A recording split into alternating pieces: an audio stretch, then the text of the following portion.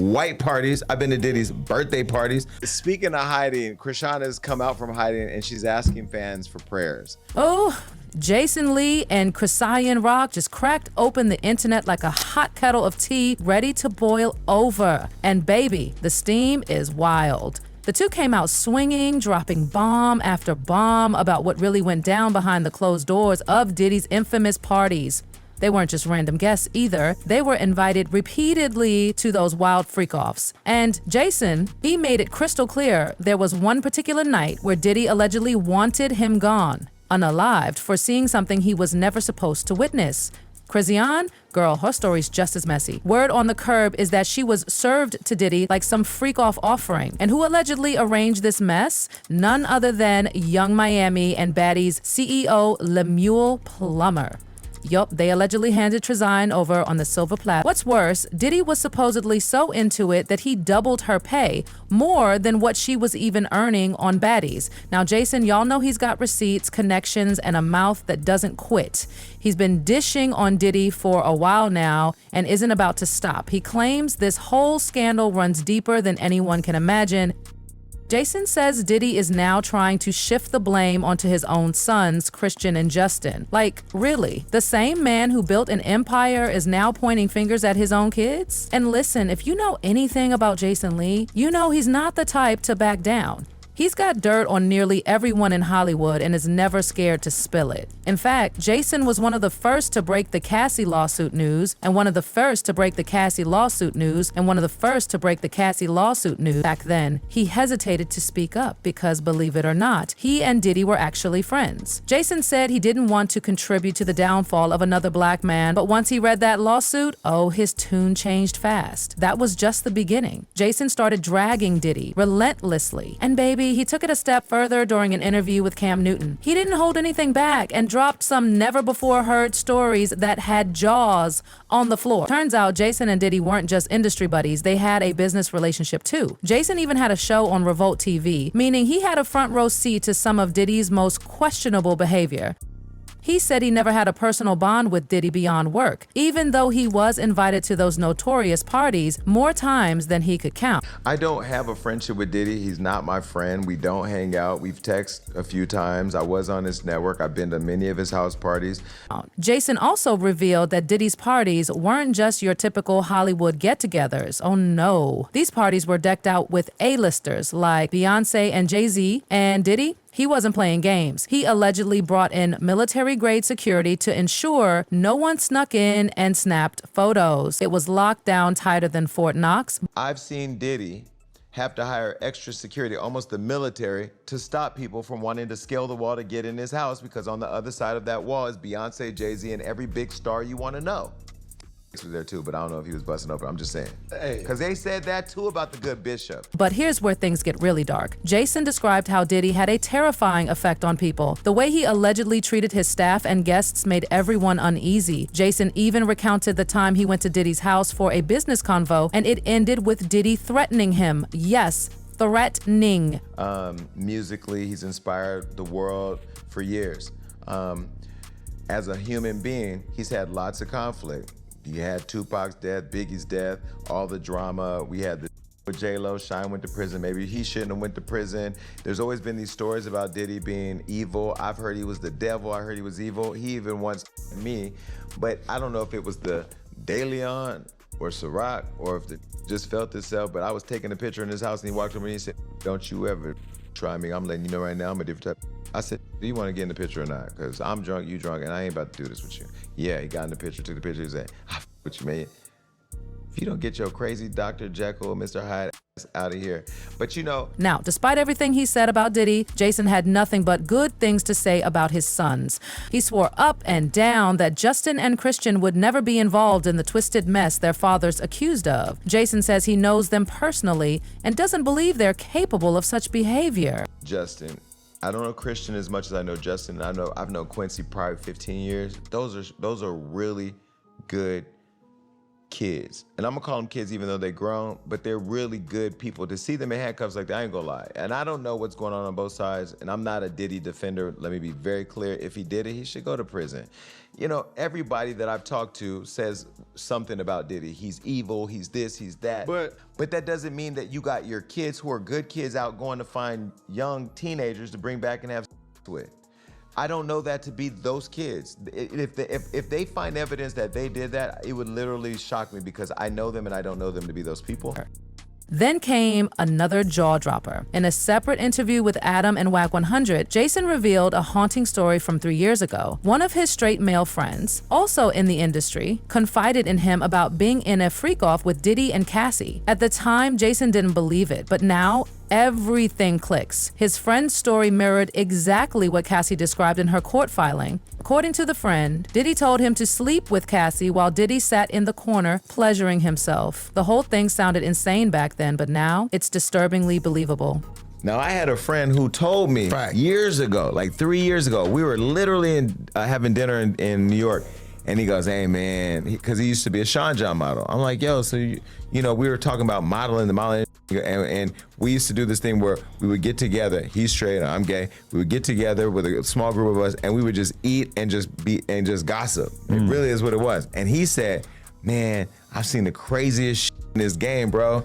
He goes, one time I was chilling, and I got a call that Puff wanted me to come over. This is all allegedly. He says 3 years ago, wanted me to come over, pull up. I pulled up, and yo, he wanted me to like play with Cassie's pussy and this, this. And he would sit there and film it, and he was playing with himself. And in my mind, you know what I said?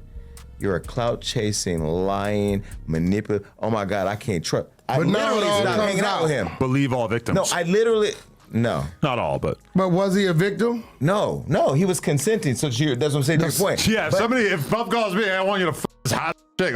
But this is all allegedly, but at the time when he said it, I really thought he was just crazy being a clout chaser. That's his thing, though. And then full circle, I had to call him.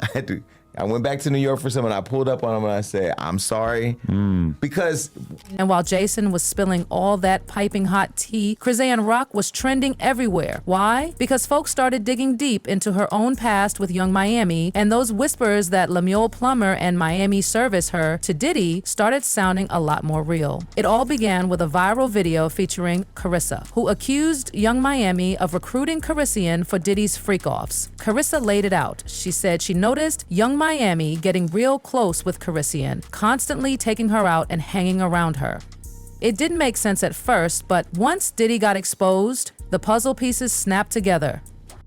Miami was allegedly grooming Chrisean to become one of Diddy's new freak-off girls. They was trying to recruit Chrisean. That's what Diddy and what's the girl Carisha was trying to recruit Rock. Remember that when they was heavily trying to get Rock to hang out with them? I think they was trying to recruit her. She got a lot going on. We're going to talk about it on this podcast. We're going to get to the nitty gritty of all the gritty of the nitty. Because it's necessary. I think them was trying to recruit her. Because remember they just had her pulling up to everything. Thought she about, do you love her? Mm-hmm. Yeah, remember? See what I'm saying? We don't, this podcast going to be, because y'all know the mama know everything and everybody's business. So we going to find out on this podcast. We ain't gonna talk no shit about nobody. We ain't gonna mock nobody, but we definitely gonna explore the possibilities that was going on. Cause they kept calling her, remember, pull up to the birthday party. Come over here and dance on Carisha. Remember that? I feel like they was trying to recruit that baby to be in on this. That makes, see what I'm saying? That's why I gotta have a podcast, cause I gotta get the shit on the table.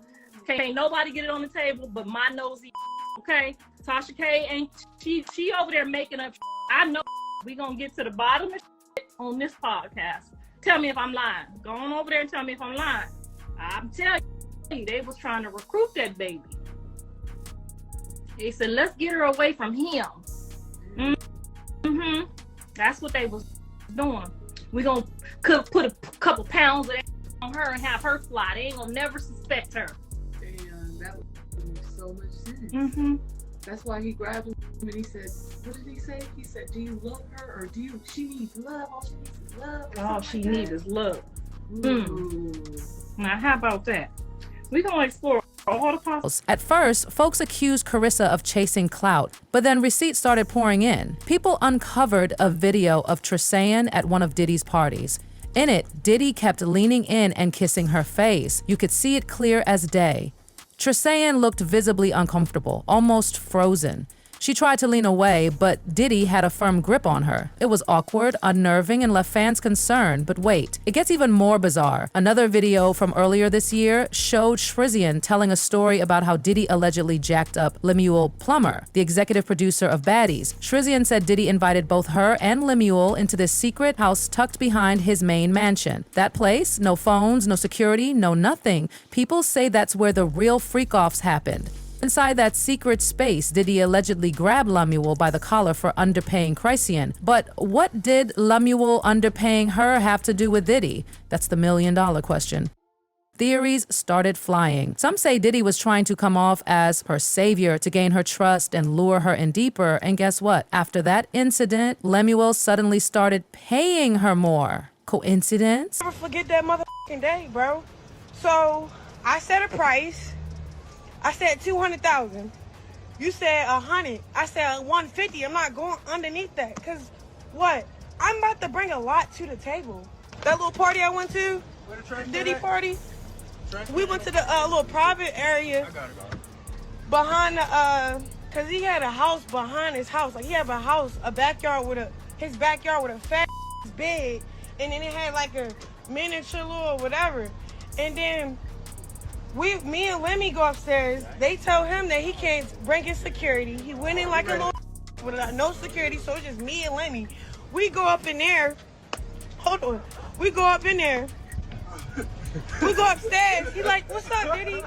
You know, you met Chrisean. You gave her kisses on the cheek.